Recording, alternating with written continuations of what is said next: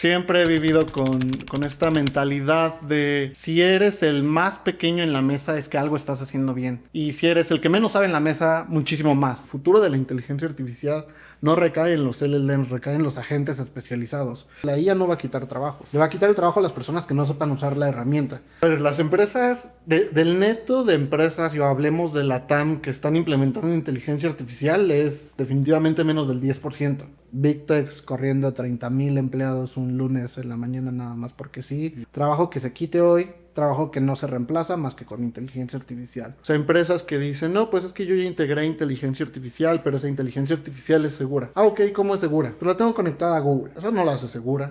A ver, si yo ahorita agarro los financials de mi empresa con información confidencial y te digo a ti, te los voy a dejar un año, tú con solo darme tu palabra y decirme, no voy a hacer mal uso de esta información, eso no me garantiza que no vas a hacer un mal uso de la información. Pero hace un año o 2 años a nadie le interesaba y actualmente hay empresas a las que no les interesa. Dicen, no, pues yo con que lo tenga en AWS o en cualquier tipo de plataforma, ellos me garantizan que la información es segura y listo. ¿Cuántas veces nos han caído los proveedores de la nube? Claro. Si se caen los proveedores de la nube no es porque haya una falla, es porque hubo un ataque y tuvieron que apagar y desconectar todo para evitar filtraciones. Si yo me apego solamente a lo que me enseña la universidad, voy a ser uno de 100 financieros que se gradúan todos los años. ¿Qué me va a diferenciar de todos ellos? Lo que te enseñan en la escuela está bien, pero no lo es todo.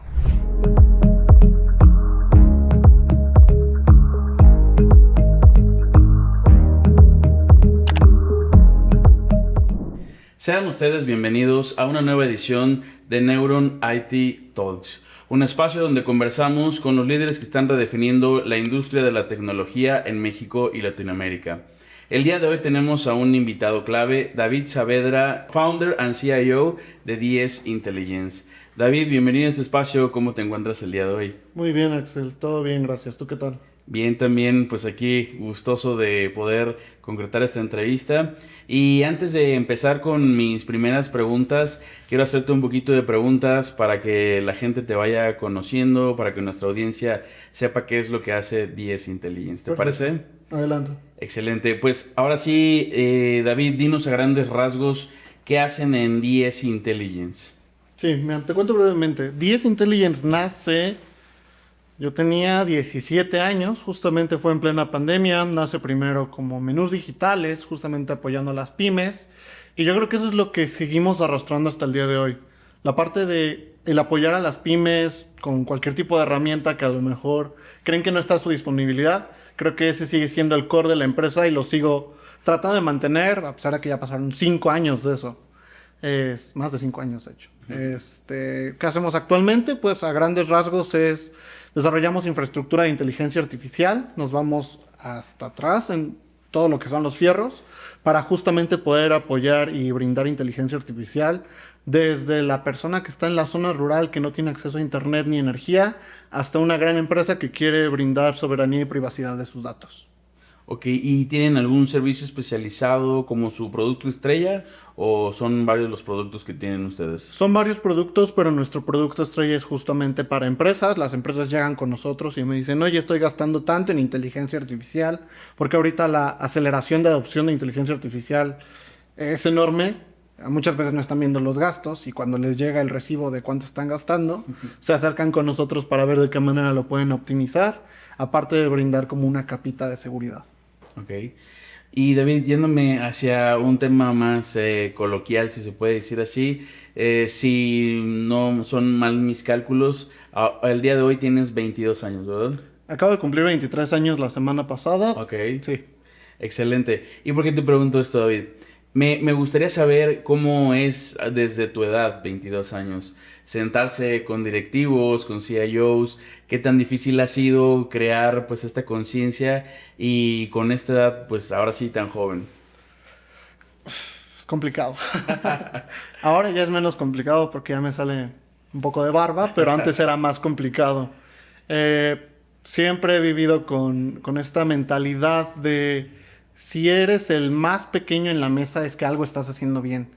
Y si eres el que menos sabe en la mesa, muchísimo más. Entonces, pues con eso siempre teniéndolo en mente, creo que he estado en las mesas adecuadas. Y está bien a veces no saber, no tener conocimiento, el preguntar y sobre todo el querer conectar y nutrirse, que de eso se trata el ecosistema que estamos generando aquí en México. Es, entre todos nos conectamos y entre todos nos apoyamos. No, pues diste una muy, muy buena respuesta. Me gustó mucho. Y ahora sí me gustaría pasar a la carnita de lo que es esta entrevista. Me gustaría empezar con esta primera pregunta que es, ¿la inteligencia artificial al día de hoy está democratizando el conocimiento o está concentrando aún más el poder en unas cuantas empresas? Ok, es buena pregunta. A ver, yo creo que el decir que la inteligencia artificial es quien está o democratizando o sesgando, digo, no recae en la inteligencia artificial, tarde o temprano son un montón de redes neuronales que convergen entre sí. Yo creo que eso recae más en las empresas que están liderando la adopción de la inteligencia artificial, que es justamente ahí donde nosotros estamos siendo parteaguas en esto. A ver, cualquier empresa de las grandes, Anthropic, OpenAI, Grok, entre otras tantas que están liderando con los principales modelos, realmente no están volteando a ver a la persona que no tiene acceso a internet o a la persona que hoy tiene que tomar la decisión si paga, no sé, el recibo de la luz o come su familia. Yo creo que sí están volteando a ver un poquito más esta parte de generar revenue, lo cual no los culpo, al ser empresas que han levantado capital. La semana pasada levantó Anthropic y necesita demostrarle a los inversionistas que hay un retorno de inversión, pues completamente válido. Yo creo que aquí es el play es de las startups, justamente de nosotros, es nuestra labor el poder ver cómo estas herramientas nosotros las podemos tomar, las podemos tropicalizar a un mercado que sea muchísimo más accesible, para entonces ahora sí poder hacer una verdadera democratización y que esto esté al alcance de todos. En su momento no lo hicimos con la web, lamentablemente, digo, yo apenas había nacido. No lo hicieron con la web en ese entonces, pero ahorita con la inteligencia artificial lo podemos hacer y con las nuevas tecnologías que vengan, como la computación cuántica. Claro. Y ahora, hoy muchas empresas dicen que están implementando inteligencia artificial. ¿Qué porcentaje crees que realmente la esté usando para transformar su negocio y cuánto solo la usan para realmente verse innovadoras? Pues a ver, las empresas, del neto de empresas, y hablemos de la TAM que están implementando inteligencia artificial, es definitivamente menos del 10%. Y lo que yo he visto y platicado con otros colegas es que la gran mayoría solo se están subiendo a la inteligencia artificial porque es un trend o porque es algo necesario. Y yo lo he visto, se han acercado empresas con nosotros a decirme, oye, quiero meter inteligencia artificial en mi negocio. Perfecto. ¿Cómo? Pues no sé cómo, pero quiero un chatbot. Esa es la innovación. Cuando los chatbots vienen siendo algo que existe Sí, desde hace años. desde hace años, nada más que ahorita le están dando el poder a un LLM y a un agente de poder tomar cierta decisión. Y, por ejemplo, ¿crees que realmente México está construyendo tecnología propia o simplemente se está convirtiendo en consumidor de tecnología extranjera? Yo creo que, y lamentablemente, México siempre ha sido percibido como un consumidor. El hecho de que estemos cerca de Estados Unidos siempre nos ha vuelto consumidores, lo cual no está mal, pero con el paso del tiempo he visto que sí, han habido startups que sí deciden agarrar como la bandera y poder marcar esta parte de generación de infraestructura. Digo, de mi lado puedo hablar de la parte del el dispositivo portátil que desarrollamos, que corría offline, portátil, alimentada del sol, que cabe en tu bolsillo, la primera en la TAM en 2024. Obviamente no es el único caso, y justamente han habido varias startups que poco a poco han salido y han decidido aventarse a desarrollar y a generar infraestructura desde aquí, y yo creo que eso es importante. Ya no necesitamos depender de Silicon Valley ni de ningún otro hub de innovación para poder nosotros desarrollar desde aquí. ¿Me puedes contar un poquito más sobre esta tecnología, por favor? Claro, sí, te cuento, nos remontamos al 2024. 2024 yo tuve la oportunidad de tener una inversión un poquito más a detalle, no tanto como usuario, en cómo funciona el AI, que tarde o temprano es un LLM, que tiene que estar montado en un motor para poder correr en un dispositivo electrónico. Justamente a raíz de esto nos dimos cuenta que podíamos, número uno, desarrollar nuestro propio motor, y número dos, nuestro propio modelo. Y estos además que se pueden cuantizar, que la cuantización es prácticamente una conversión. Me gusta explicar la cuantización, súper sencillo, como el valor de pi. A lo mejor el valor de pi para ti es 3.14, 15, 9 y otros 20 dígitos. Y a lo mejor para mí es 3.14. Si hacemos algún ejercicio, seguramente el resultado va a ser exactamente el mismo, salvo por unos dígitos mínimos que van a ser imperceptibles. Esa es la cuantización a grandes rasgos. Entonces, si juntamos una buena cuantización de un modelo con un motor rápido, con un dispositivo que se puede generar aquí en México y se manufactura aquí, nace este dispositivo. Que este dispositivo es de este tamaño y es a través de la voz, porque queríamos justamente aquí en la TAM nos dimos cuenta que hay muchas personas que a lo mejor sí podemos hablar bien, con fluidez, pero muchas personas lamentablemente no tienen como este acceso a poder escribir. Entonces por eso decidimos integrar la parte de la voz. Y prácticamente lo que hace es eso, asistencia, tenemos un asistente educativo en zonas rurales que actualmente está entre México y Perú impactando a más de 1,500 familias. Y también tenemos un asesor financiero, no sé, te pongo el caso de los tacos que aquí afuera, riquísimos. Pero el dueño de la taquería, sus financials es un cuadernito que le agarró a uno de sus hijos y ahí está anotando, vendí tanto, gasté tanto y etcétera. No tienen realmente un P&L, un balance sheet, un cash flow. Ellos solo le van dando updates en tiempo real, offline, obviamente. Y el agente determina si es un input, si es un output, cómo lo va registrando y le genera un reporte semanal. ¿Sabes qué? La semana pasada no te fue muy bien con los tacos campechanos, enfócate más en los tacos de lengua. Y con eso toman mejores decisiones. ¿Y este dispositivo lo puedes conectar a cualquier otro dispositivo? Se puede conectar a cualquier otro dispositivo, pero la idea inicial es que sea portátil. Tiene su propia pantalla integrada, batería solar, la parte de la... Totalmente autónomo. es totalmente autónomo. Ok. Y aparte, por ejemplo, ponías este ejemplo de los taqueros. ¿En qué otra cosa lo pensaste que se pudiera aplicar?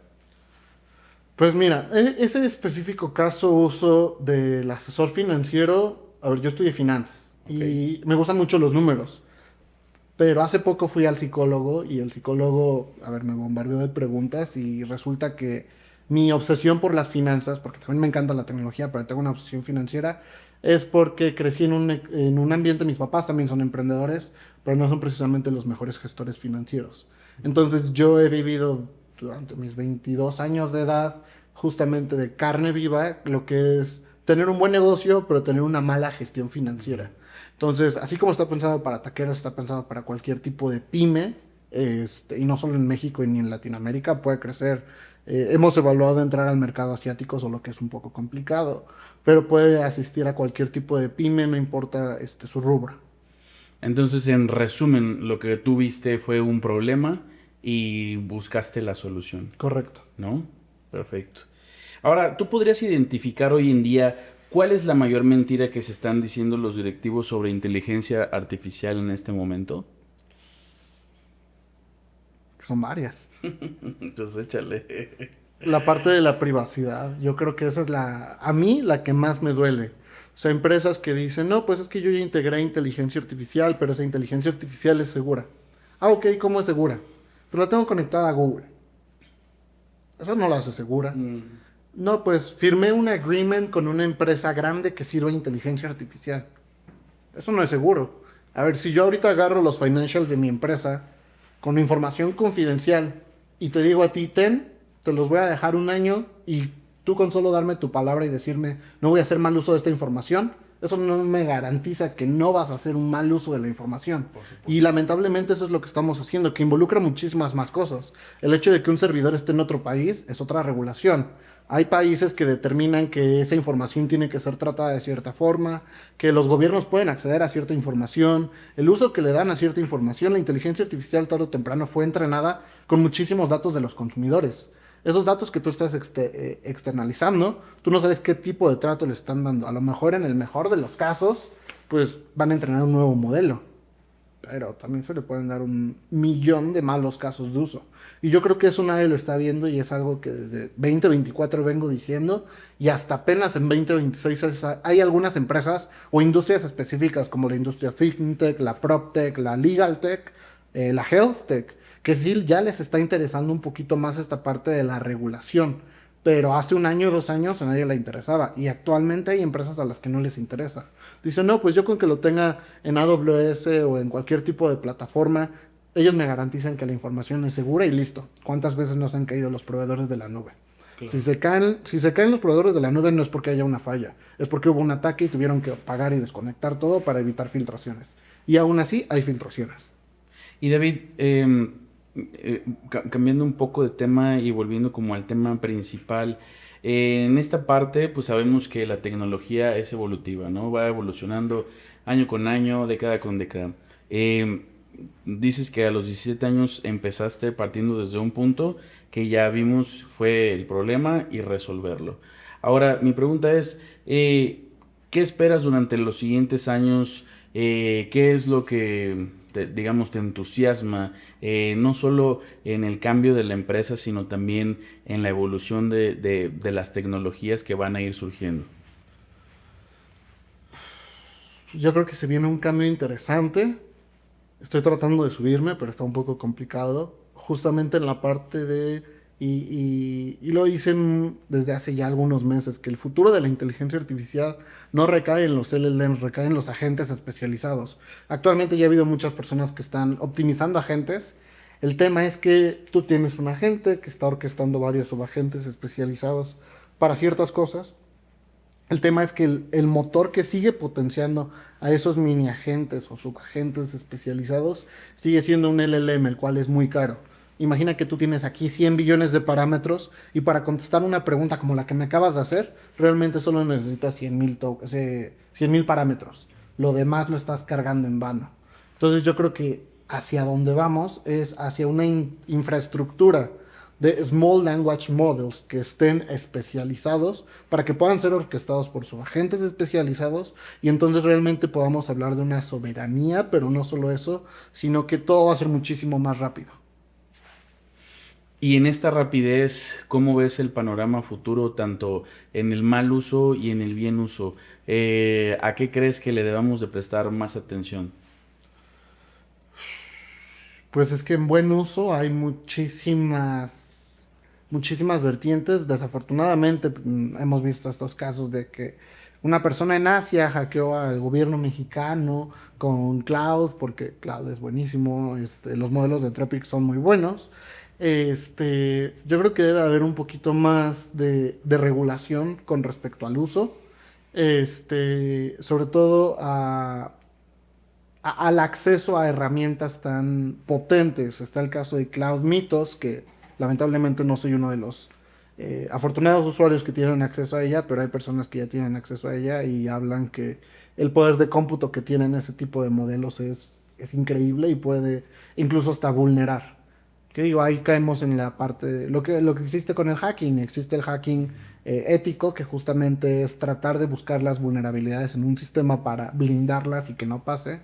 O sea, exactamente lo mismo. Digo, tarde o temprano, la herramienta o la tecnología no es buena ni mala. Yo creo que es la persona que está, ese human in the loop, es el encargado de decidir qué hacer con la herramienta.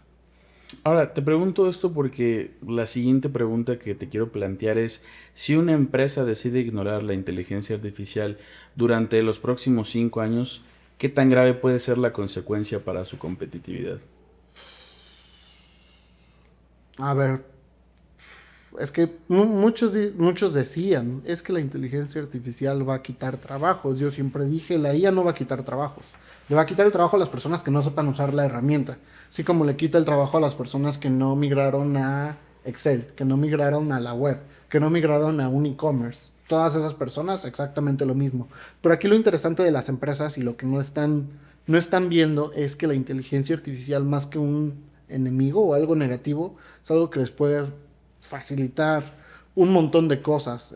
Yo creo que el no subirse en los siguientes 5 años, a ver, obviamente va a depender, hay diferentes industrias, pero yo creo que el resultado de otras es que sus competidores que sí logren integrar y realmente integrar en una simbiosis, no nada más estarle pidiendo a alguna AI, oye, redáctame esto, resúmeme esto, sino realmente generar esa simbiosis entre humans y la inteligencia artificial, no van a tener una ventaja competitiva. Yo creo que, y ese es el tema, porque a ver, ahorita hablando de ventajas competitivas, yo puedo agarrar y competir contra alguien a lo mejor por precio, yo puedo competir con alguien porque traigo más features, porque resuelvo mejor un problema, porque soy más grande, porque tengo mejor marketing, pero todo eso se puede optimizar con inteligencia artificial. Entonces es la ventaja competitiva de las ventajas competitivas. Y si no te subes a eso, no tienes cómo luchar. Y en este caso, supongamos que ciertas profesiones no se subieran a esta parte de empezar a pasarse a aprender sobre la inteligencia artificial. ¿Qué profesión crees que está más cerca de ser reemplazada por inteligencia artificial de lo que la gente se podría imaginar? Yo creo que todos los trabajos autónomos, bueno, no, más bien los trabajos que se puedan replicar fácilmente, digo, a ver, ya han habido varios, Big Techs corriendo a 30,000 empleados un lunes en la mañana nada más porque sí. Hace poco estaba hablando con un amigo que está en una empresa automotriz y me comentaba que hay una regla dentro de la empresa, trabajo que se quite hoy, trabajo que no se reemplaza más que con inteligencia artificial. O sea, ya hay empresas que están liderando esta parte de adopción rápida de inteligencia artificial y yo creo que por más de nicho que sea tu trabajo, si no empiezas a usar inteligencia artificial para ser más rápido, más autónoma, más eficiente, para tener un mayor panorama, yo creo que ahí es donde realmente está el problema. Incluso hay empresas que ya están metiendo ciertos KPIs de, oye, a ver, te doy una cuenta de cloud, de lo que sea, de $20, aunque sea, y yo estoy monitoreando todo lo que estás construyendo con inteligencia artificial, estoy midiendo el retorno de inversión y yo lo que estoy esperando es que te gastes todos los tokens, porque si estoy invirtiendo en inteligencia artificial es para que saque cierto provecho. Yo creo que hacia allá vamos. Y por ejemplo, en este caso en particular, estamos hablando de profesiones que si no hacen esta exportación, pues pudieran pasar al olvido incluso.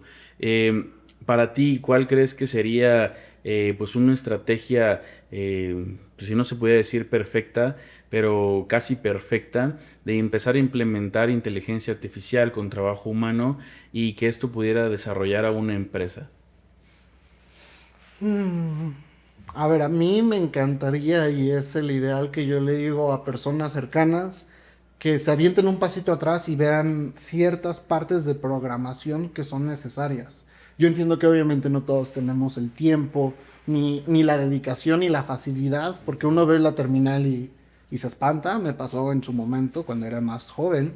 Pero yo creo que las empresas lo primero que tienen que hacer es determinar cuáles son específicamente dentro de todo su proceso, cuáles son las tareas que son replicables, que pueden ser escaladas como muy rápido y que a lo mejor no necesiten de tanta atención de un ser humano específicamente, justamente para poder como automatizar de ese lado, optimizar tiempos, procesos, etcétera. A ver, y no todo es inteligencia artificial. Hace poco estábamos recibiendo un cliente que me dijo, oye, quiero yo monitorear cuántas personas entran y salen de mi establecimiento. Eso no es inteligencia artificial, es computing vision y existe yo creo que desde que yo existo. Y no necesitas una cámara de especialidad, una cámara pues, que compras en Steren, conectada a una computadora y a lo mejor un poco de programación. Ya si quieres algo un poquito más avanzado, pues le puedes meter machine learning, face recognition, algo por el estilo. Pero yo creo que hay muchas empresas que les hace falta. Hay muchas que todavía siguen viviendo en correo, en WhatsApp y en Excel. Y tocas un tema muy importante. ¿Qué tareas crees que ya deberían de estar automatizadas sí o sí en una empresa? Porque sabemos que hoy en día la inteligencia artificial pues ya se desarrolló bastante rápido, ya hay agentes de inteligencia artificial. ¿Qué crees tú que ya se tuviera que automatizar sí o sí en una empresa? Yo creo que la atención al cliente en una primera línea, y no es nada nuevo, hace 5 años, antes de la inteligencia artificial, uno marcaba por teléfono para quejarse de algo y sonaba el robotcito de, te van las tres opciones, opción A, opción B, opción C, no me contestaste, te regreso al menú. Realmente ya han habido esfuerzos, solo que ahora la inteligencia artificial ya tiene la capacidad de poder llevar una conversación fluida, de no sonar tan robótica y sobre todo, y es muy importante cuando uno tiene un lead, pues sí, que está caliente y que necesita el producto ya, que tiene la necesidad, los segundos que te tardas en contestar son súper valiosos y las empresas grandes ya lo hacen, pero si nos acercamos a preguntarle a, no sé, la chica que pone uñas aquí abajo, que a lo mejor ya está haciendo el esfuerzo de pagar marketing digital, que ya está pautando, que ya tiene una web, que ya tiene un Calendly para poder agendar, A lo mejor porque está ocupada, no tiene la posibilidad de poder agendar rápido, contestar rápido. Y esos son leads que se están perdiendo, que a lo mejor podrían hacer la diferencia en su día a día.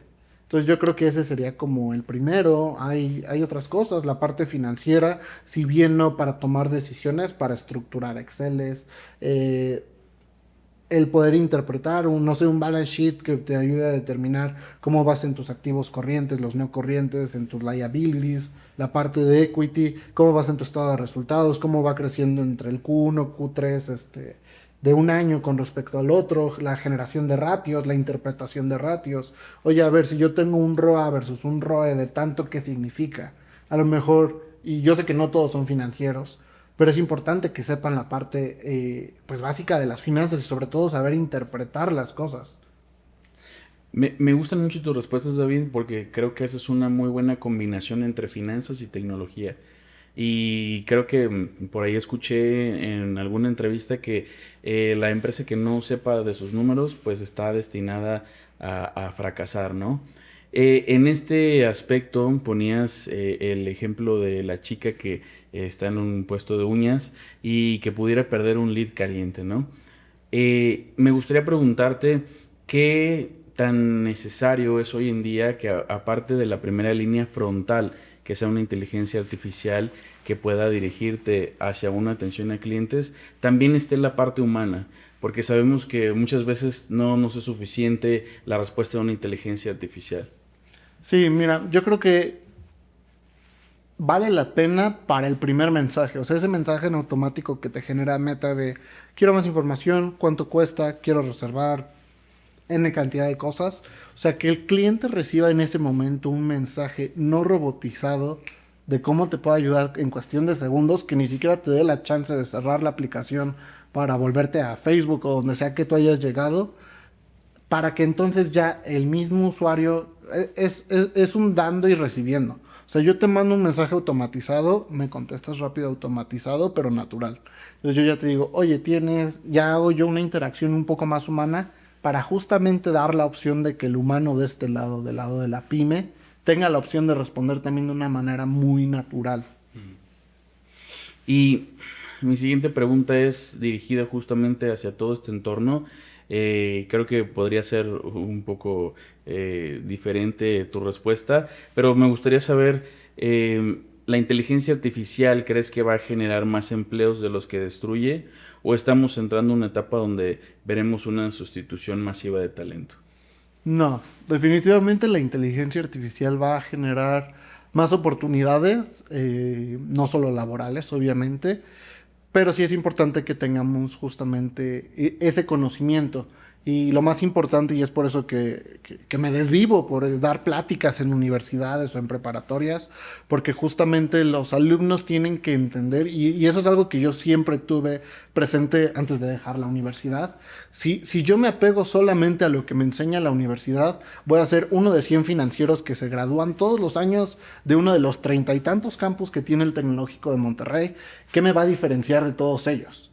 Justamente el que nosotros podamos brindar este tipo de oportunidades, que vean que hay mucho más allá de lo que nos enseñan en las aulas, que no está mal lo que están enseñando en las aulas, pero la capacidad de la tecnología de poder crecer de un día para otro súper rápido, de tener nuevos modelos, de tener nuevas capacidades, de tener nuevas cosas. Los modelos educativos no se pueden adaptar a eso, lo cual es completamente válido, pero recae en uno como ser humano y como individuo en crecimiento, y que están buscando en preparatoria y en universidad diferenciarse para poder llegar a los puestos que están requiriendo las grandes empresas, las empresas en general. Recae en ellos el poder decidir cómo empezar a adoptar nuevas herramientas o especializarse en ciertas cosas para justamente poder tomar esas oportunidades. Yo platico con muchos amigos que me dicen, oye, es que los ingenieros que están saliendo de las universidades no me gustan para nada. Les digo, oye, ¿por qué no te gustan? Es que no traen soft skills. Es que si los pongo a hablar con un cliente, no saben hablar con un cliente, no saben poder dar una presentación, no saben poder hacer N cantidad de cosas. Y lo mismo del lado de negocios. Un financiero que a lo mejor no sabe moverle a una terminal, no sabe hacer un script rápido para una automatización de extracción de información de Bloomberg, por ejemplo.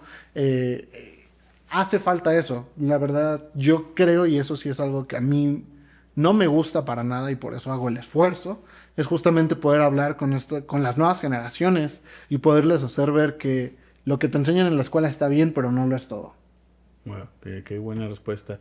Y yéndonos un poco hacia esta parte educativa, comentaste algo que pues, a mí se me hace muy brillante, que es no quedarte con lo que te enseña en la universidad, ¿no? Creo que es un acierto bastante bueno de tu parte. Y me gustaría saber, hoy en día, ¿qué crees que le hacen falta a los modelos educativos en México? Pues justamente para desarrollar este tipo de pensamiento. No, es que es imposible. O sea, si me preguntas a mí cuáles fueron los 10 avances tecnológicos que hubo en inteligencia artificial ayer, seguramente no lo sé. A lo mejor sé uno o dos, pero son tantos y avanzan tan rápido que es imposible estar al día. Y el tema, y no solo es del modelo educativo, las grandes empresas. ¿Por qué grandes empresas tienen sus propios corporate venture capital? Porque justamente como es una empresa tan grande que tiene muchísimos procesos, a lo mejor para desarrollar algo que a nivel técnico se tardaría una semana, por el hecho de mandar la solicitud, la aprobación, el que pase por ciertos departamentos, el que se desarrolle, el que se teste, a lo mejor se vuelve algo de 6 meses o hasta un año. No solo pasa en el sector educativo, sino pasa en todas las grandes industrias. Justamente esa es la ventaja que tenemos todas las startups, que nosotros nos movemos rápido, somos eficientes. Si nos equivocamos rápido y nos equivocamos barato y con eso podemos pivotear.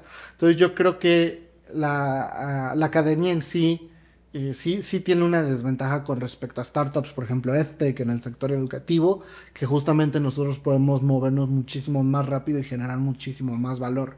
Pero yo creo que ahí es donde tenemos que tener nuevamente esta sinergia, porque ellos vienen con modelos académicos que han funcionado por más de 50 años, que yo no tengo el conocimiento de 50 años, tengo 22 años. A lo mejor yo tengo la agilidad y ellos tienen el conocimiento, y entonces al trabajar en sinergia sí podemos generar modelos educativos para las nuevas generaciones que tengan todo el respaldo de años y de generaciones con la agilidad que puede brindar una startup. Muy bien, David. Estoy muy de acuerdo contigo. Y ya para cerrar, mi estimado David, me gustaría hacerte una última pregunta. Si hoy reunieras a los CEOs más importantes de Latinoamérica en una sola sala, ¿cuál sería la verdad incómoda sobre inteligencia artificial que necesitan escuchar aunque no les guste? Uy. A ver, yo apelo mucho a la parte del Zero Trust. Creo que es algo que me mueve todos los días y que me enoja que muchas empresas estén exponiendo datos así porque sí. Yo creo que esa sería la verdad incómoda. Yo los invitaría y los retaría incluso a que digan quién realmente está haciendo un buen uso de los datos y quién no los está tercerizando a servidores externos. Yo creo que muy pocos se atreverían a decir que sí lo están haciendo. David, pues muchísimas gracias por esta entrevista. Me llevo muchas cosas de tarea. Te felicito por el trabajo que estás haciendo y pues ya tienes un espacio cuando quieras divulgar algo y pues muchas gracias por la entrevista. Gracias a ti, Osa.